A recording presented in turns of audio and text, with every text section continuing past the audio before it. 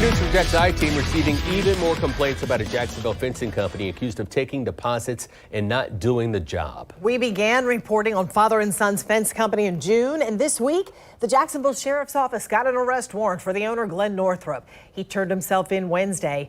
I-TEAM investigator Vic Micolucci spoke with more customers who say they were scammed, including a woman who's out $5,700. Around $5,300. When he needed a new fence, Jacksonville Beach resident Jason Varney thought he was dealing with a reputable company. We were referred by our friends. They just did fence project for them, and it actually worked out really well. That was in mid-May, but when June rolled around and the start date passed, he got skeptical of father and son's fence co. He says owner Glenn Northrup stopped responding. So waited for a few days, called him, no response, left him a message, did the same thing the day after and the day after that. And that's when I actually stumbled on the initial article. Varney paid a 50% deposit, about $2,400, money that seemingly disappeared. It was frustrating. And I'm sure a lot of other people felt the same way. We have been keeping track of customers who tell us they gave money to father and son's fence co. as a deposit, but the company never did the job.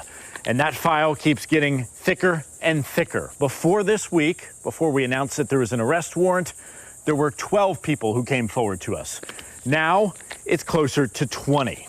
We spoke with another woman in Jacksonville who paid $5,700. A check Northrup cashed. A job, she says, his company didn't even start. Jacksonville sheriff's officers arrested Northrup this week on a charge of organized fraud. We obtained the arrest warrant, where a detective claims Northrup took nearly $20,000 from customers. Investigators wrote Mr. Northrup would provide a litany of excuses, including COVID illness, material issues, and manpower, while promising the job would be started soon. At some point, Mr. Northrup stopped taking phone calls from angry victims.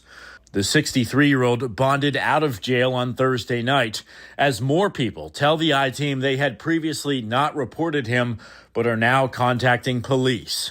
Varney hopes they get justice. Yeah, I mean, I can imagine that people are in tough times these last couple of years with COVID and now everything that's happening in the economy, the inflation. It's not been an easy run at owning a business, but you just hope that people have more ethics and morals than to just take people's money and run. He later hired another company to install his fence, and because he used a credit card to pay the deposit, he's hoping that disputing the charges will get him his $2,400 deposit back. I'm Vic Micolucci, Channel 4, the local station. Northrup has not returned our calls, but during an interview back in June, he said he wasn't trying to steal from anyone and promised to complete the jobs or pay everyone back. You know, if you see something you'd like the I-TEAM to investigate, you can call 904-479-NEWS. You can also email iteam@news4jax.com. Be sure to include any documents or photos you may have.